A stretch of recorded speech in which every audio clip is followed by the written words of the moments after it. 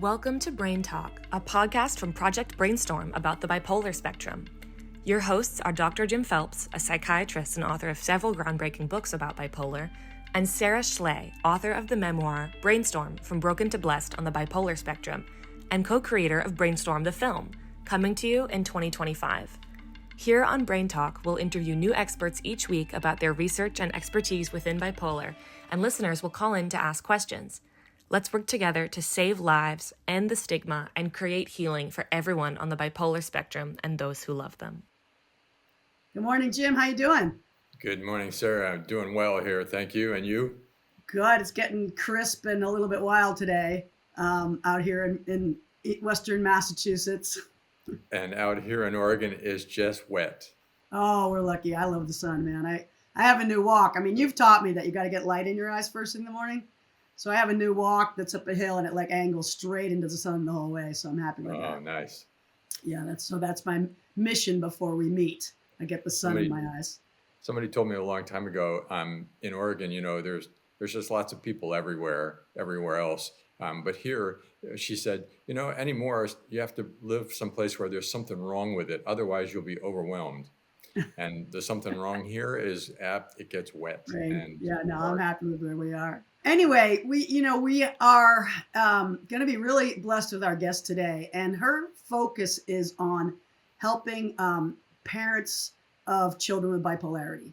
When we discovered her through, I think, the Mizuki Foundation, I was really pleased and surprised because I know friends of mine who had children who ended up being bipolar that weren't diagnosed like their whole childhood and kind of lost their whole childhood. So I'm wondering what was your experience as a clinician with young people? Well, as an adult psychiatrist, not a whole lot direct other than in my residency training and then somewhat in my work because people would come in with family members. But I remember learning very distinctly that so-called pediatric bipolar disorder was very, very rare. And so rare as to be almost dismissible, and that really bipolar disorder started after puberty and mostly, age 18 and later. So all these people with younger mood problems, bipolar disorder, not so likely. And has that turned out to be true as you've gone along? No, because I heard that too. As we'll hear from our guest today, that is definitely not true. In fact, it spawned a whole movement of which she is a leading edge to try to help people understand that it may not be common, but it's a serious problem trying to differentiate it from things that are regarded as very common in childhood, particularly attention deficit disorders, ADD, ADHD. Mm-hmm. Yeah. And I mean, we could go on with lots more questions for you about this. Is there anything else you want to share about, sort of children and bipolarity before we invite Elizabeth onto the show?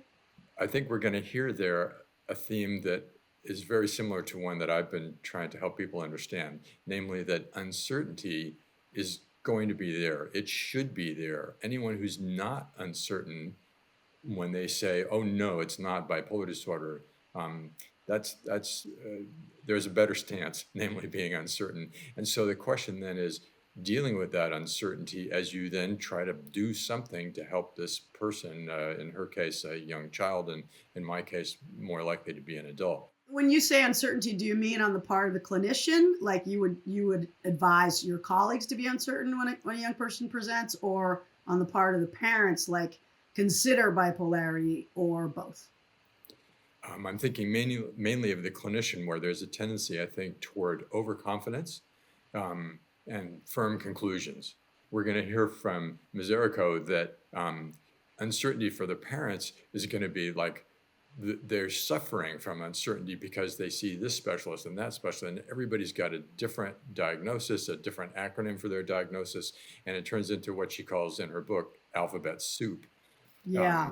Right. So uncertainty for the parents, yeah, for sure. But I'm thinking it's the uncertainty for the clinician. We need to help people be more comfortable with that in order that they not come in with strong diagnoses that eliminate other possibilities. Yeah, makes sense.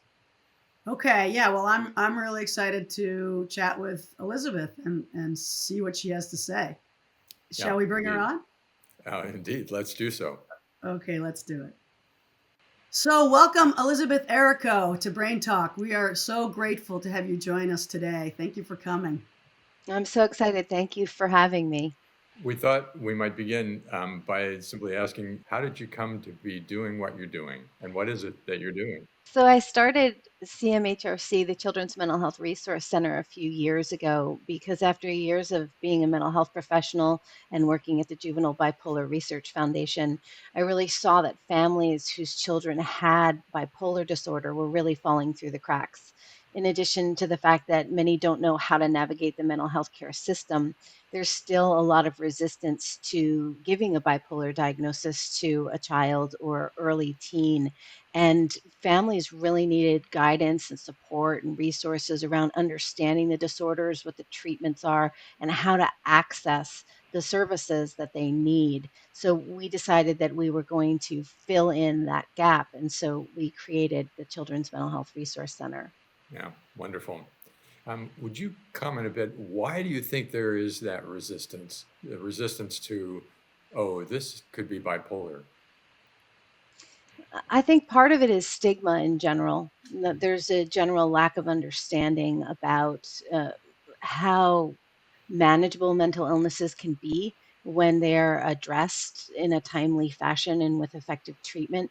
We also still have this myth that childhood is a time of like rainbows and unicorns and everything's wonderful and children have no stress.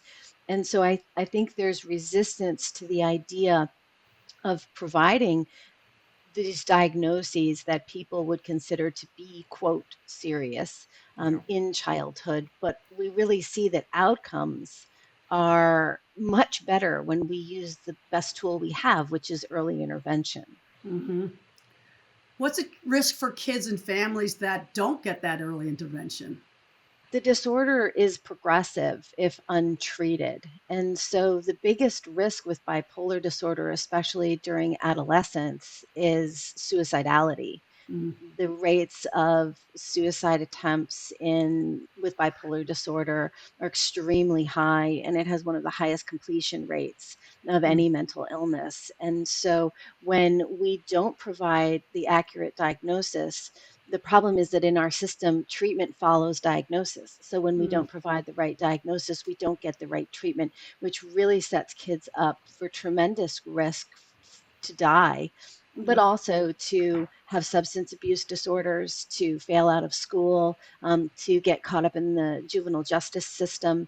And so, really, all around, the problems that are associated with not treating it far exceed the potential problems that could result from being misdiagnosed. Wow. Yeah. I'm going to guess that your experience has been you've been highly welcomed by families, and that clinicians not so much so. They resist this message. Is that fair? That's an interesting question and has a somewhat delicate answer, which is yes, families have been extremely appreciative for the fact that they have experienced folks who are guiding them through the process. The issue with clinicians really breaks down to specialty. We find that social workers and school counselors and other types of psychotherapists, occupational therapists, they're very eager to hear this information. And when we educate them on how to identify, diagnose, and treat bipolar in the pediatric population, they're very grateful and they immediately start making associations. But there is a greater resistance among MDs and prescribers. They tend to be more resistant, and a lot of them will say, well, I didn't learn about this when I was in medical school, so I'm not going to address it in my practice, which is something that we are continuing to fight for education in that area. Yeah. It's such a huge issue. And how do you bridge that gap? We had Dr. Holly Swartz on earlier in the season, and she's a psychiatrist and as well as a medical school professor, and she told us that her med students get a total of 2 hours on bipolarity in their whole career. So can you imagine what percentage of that 2 hours gets spent on pediatric bipolarity? Yeah, none. So how do we bridge the gap, or what do you advise families to do if their clinicians aren't going to know it and they're also going to be resistant perhaps because they didn't learn about it? So part of our programs are designed to be like really comprehensive. I always say that we're almost like bespoke case management. We put our arms around the family and guide them through the process. And so what happens is we go through a whole battery of diagnostic assessments and interviews and conversations with the family so that we can get a handle on whether or not what they're facing actually is bipolar. We sort of pride ourselves on the fact that we don't go looking for it. We do a complete differential diagnosis in order to determine whether the symptoms are more appropriate for another diagnosis. And then we work with their clinicians. So the families really become the bridge between our education work with providers and the professionals themselves, because the family then goes and says, look, I have all this information. I really want you to talk to these people. And then we go in and we have conversations. We help guide them through the treatment planning process. And then once we feel as though the family is on that path to stability, that's when we step back and we say, look, we're here. Just because this process is over, our relationship isn't over. We have lots of other things. If you need them, we're here. That's incredible. You actually go with the family to their clinician? I didn't catch that part. Is that correct? Yes, I mean, normally it's done virtually. We Virtually. are Yeah. a virtual Yeah. organization. Yeah. We meet with their psychiatrist, their psychotherapist, um, sometimes their Cub Scout leader or their great aunt who does not understand and wants to see a different discipline approach at home. Oh boy. But Yeah. but we're able to have all of Wow. those How conversations in wonderful. real time, face to face. What happens for kids if they're diagnosed with antidepressants? It most often, especially in younger children, triggers high levels of irritability and aggression. Often they do much more harm than good. We provide a lot of research backed information on appropriate treatment modalities for bipolar disorder in childhood.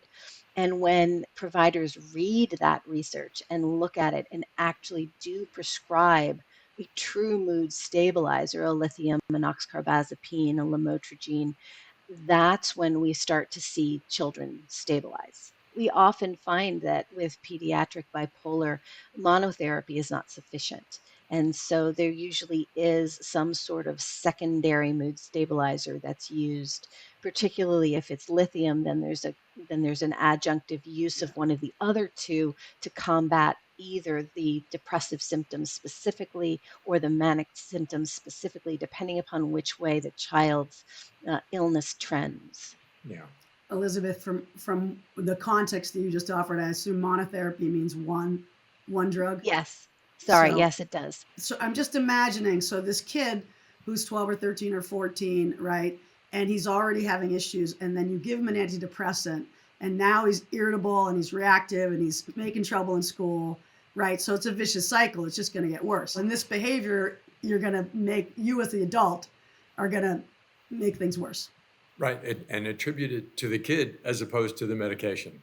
Absolutely. And it even happens much younger. I mean, 6, 7, 8, Oh, 9 is actually God. a year that we see really things start to fall apart. One of the things that we stress a lot in our education programs and when working with parents and schools is that what adults are describing as behaviors are actually symptoms, and Hmm. that the word behavior implies intention, it implies willfulness, it implies purpose and control that kids don't actually have over the involuntary symptoms of an illness. And so we really work on differentiating a behavior from a symptom and urging the adults to look at everything through the lens of this could be a symptom first, because then we respond therapeutically. Then we respond in a way that is supportive and nurturing. When we look at it as a behavior, then we get into really unhelpful strategies like rewards charts and other types of token economies that Hmm. really just penalize the child for something they don't have any control over, and that's causing them to suffer in the first place. Yeah. Amazing. Yeah. That's a really interesting distinction that I hadn't heard before between behaviors and then also further on that same sort of train, the nasty side effects of a medication that they shouldn't be taking because the diagnosis was wrong. So, Elizabeth, if you're ready, and Dr. Phelps, we have a caller on the line who I believe has had her own personal experience with this situation. She's really eager to talk with you. So, we're ready to welcome our caller. Nina, can you hear us? And would you like to come in with your question, please? I'd love to. Can you guys hear me okay? Yes, perfect. Okay. So, Dr. Errico, you. I'm not a doctor. Okay. I'm a mental health professional, but I'm not a physician. Okay. Thank you for clarifying that. Yeah. Can I call you Elizabeth? How's that? And you call sure me Nina. can. Okay. Yes, thank you. You basically just described 20 years of my life. Absolutely every single thing that came out of your mouth is what I experienced for 20 years. I have 3 children, 2 of them have bipolar. And it took 10 years to get diagnoses, and the 10 years overlapped, but were not the same 10 years. Right. So it was a very, very long, hard journey. I'm happy to report they're both doing really well, but boy, has it been hard one. My question is, like, how educated do you think people are in the world about, or the mental health world, about the fact that not only can children have bipolar, but that it can present very, very differently? That's a great question. But I want to start off by saying that I'm so sorry that you had to go through all of that and that your children had to go through all of that. Thank you. We believe that parents are the experts in their children. And Yeah. when you talk about your children's experience, it's so clear how much knowledge and understanding you have of what they were going through. And I'm glad that someone finally listened to your wisdom. Thank you. That was hard one as well, because as most people know who go to psychiatrists with children, the first thing that they want to rule out is that you're the problem. Yep. Because that's the assumption that you walk into. Yes. So that was laborious and insulting. And then they'd get suspicious because in many cases, I knew more than they did. Yep. Because of all the research and reading I was doing. And as you say, the parent, especially a parent in the situation that I'm sad to hear many, many, many other people have gone through, because you're seeing them all. Mm-hmm. You look everywhere you can for education and explanations, and you're minute to minute with your child. You're not seeing them once a week. You're seeing them every minute of every day, and things are changing during, like my daughter had rapid cycling. Yes. So she was in and out of mania and depression multiple times every day. And like, how do you process that as a parent? Anyway, yes, please, thank you. Yes. And please continue. So to address the issue that you just mentioned, we are very data driven in our work. And so we really encourage parents to be data driven as well. We developed a mood and symptom tracking app for parents that is specifically for parents to use on observable symptoms. When we're in those moments, we tend to think that's what it's always like. And then when our children move into a period of time where they are regulated, we start to minimize in our minds the dysregulation and how disruptive it is. So we built this tracking app so that parents could take a step back and have an objective view of what's going on with their child. And we actually have a way for providers to be able to access it. So you can share your data with your providers. So exactly what you said, the providers with them once a week, once a month, once every 3 months for medication management. But with the tracker, you can share it with them and they can view in real time what is happening in your home based on your symptom reports. So that's something we really encourage parents to do, whether you're using our app or something else, or just a spreadsheet or tally marks on a piece of paper, to really track it so that you can see. But to get back to your original question, there is not a tremendous amount of knowledge and understanding out there on bipolar disorder in children. 10 years is too long for a child to go without an accurate diagnosis. That is a childhood lost, and that's the average from the time symptoms present until an accurate diagnosis and effective treatment are supplied. And that's just plainly unacceptable. And heartbreaking. Yeah. I totally agree with you, and thank God that you have developed this app, because I can tell immediately that it would have helped me tremendously. Such a huge resource. I'm like, I just think you would be such a gift. Elizabeth and Nina, could you guys talk a little bit more about this "you're the problem" experience? Because that just, as a mom, it infuriates me. So, Nina, I'm wondering, how did you deal with that? And Elizabeth, how do you support people?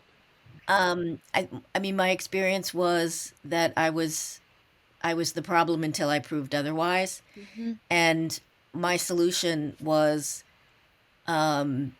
basically, if somebody didn't get on the page with me in the first appointment, they didn't get a second appointment because I didn't have time. I mean, my children each lost 10 years of their lives, 10 plus years of their lives. They lost their entire childhoods. Not only did I have two, but I had a third child who was trying to experience a quote unquote normal childhood. Do you have, like, what materials do you have for children of sufferers? I mean, or siblings. I You knew know what I what you mean? meant. Yeah. Yeah. Again, because we don't work with the children directly, I can't necessarily say that we have support materials for them. What we do is we work with the parents.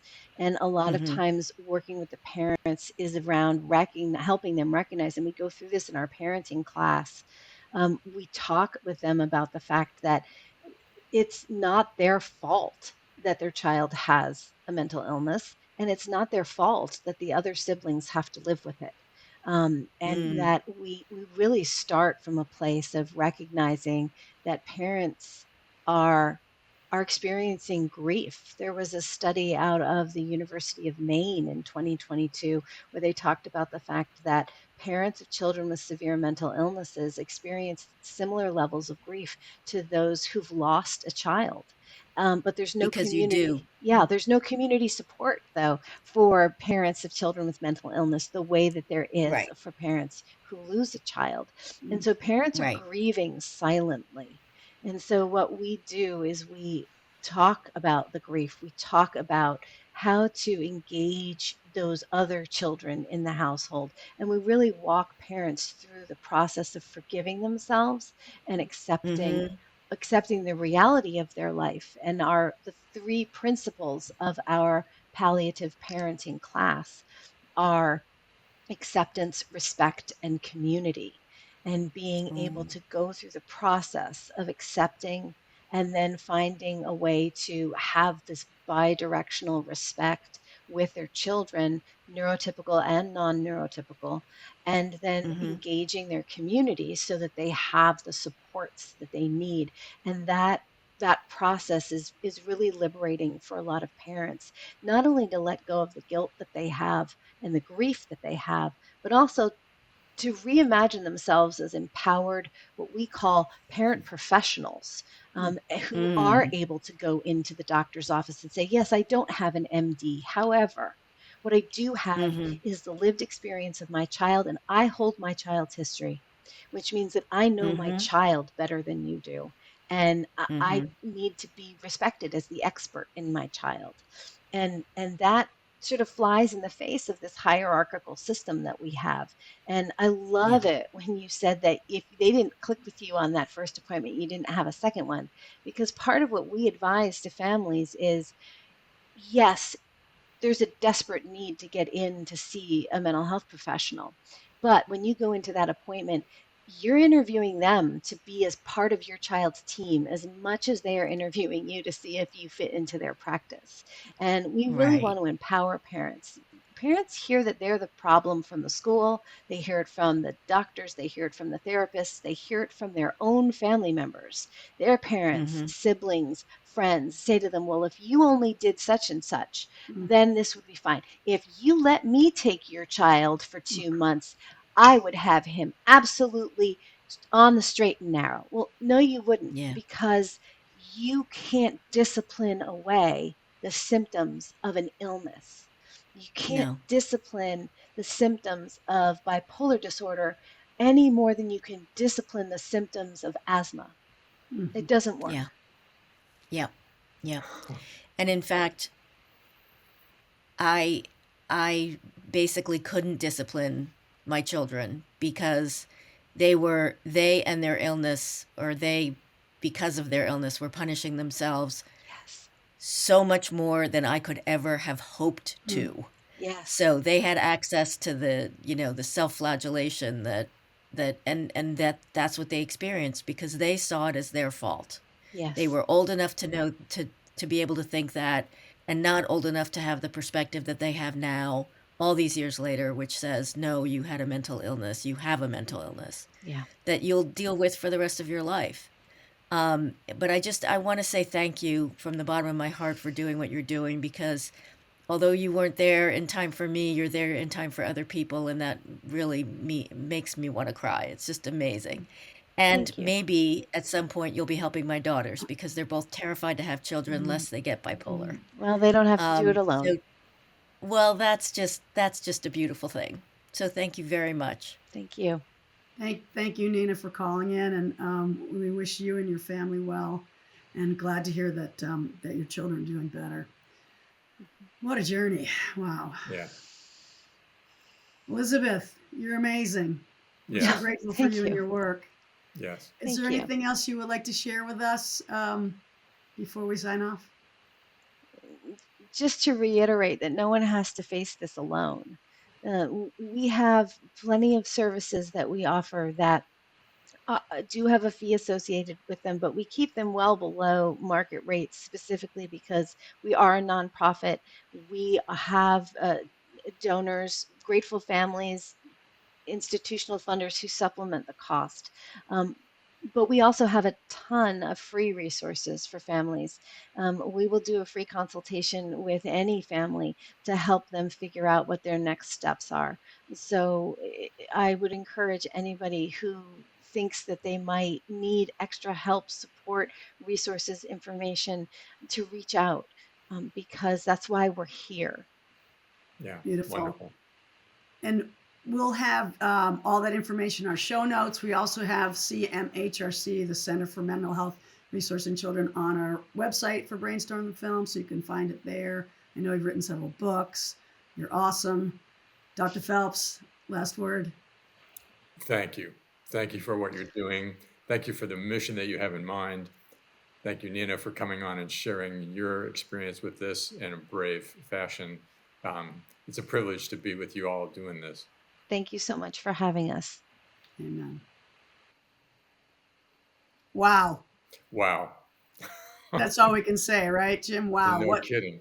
What are your thoughts from your clinician's perspective on what Elizabeth has to share? Well, first of all, gratitude for what they're doing, Ms. Errico and the organization. And then I'm just imagining what it's like to be a clinician and be on the receiving end of someone who's got the what is she called, bespoke case management.